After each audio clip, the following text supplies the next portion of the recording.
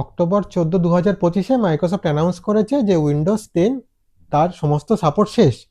কিন্তু তারপর তো যেসব পিসি মাইক্রোসফটের নোটিশ অনুযায়ী কম্প্যাটেবল নয় উইন্ডোজ 11-এর জন্য, তাদের লিখেই দিচ্ছে যে your device is no longer receiving security updates. কিন্তু এরপরে আর নতুন নোটিফিকেশন আসছে যাতে লেখা থাকছে যে enrol in extended security updates to stay protected. এর ফলে আপনি অক্টোবর 13, 2026 পর্যন্ত একটা সিকিউরিটি আপডেট পাবেন। কিন্তু এতে লাভটা কি?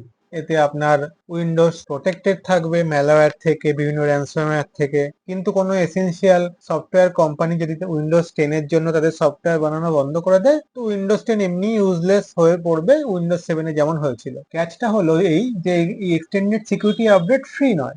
তিনটে অপশন ওখানে দেয়া আছে যে যদি আপনার মাইক্রোসফট রিওয়ার্ড পয়েন্ট থাকে তাহলে 1000 কয়েন রিডিম করলেই আপনি এক্সটেন্ডেড সিকিউরিটি আপডেট পাবেন। যদি সেটা না থাকে তো $30 প্লাস ট্যাক্স খরচা করতে হবে।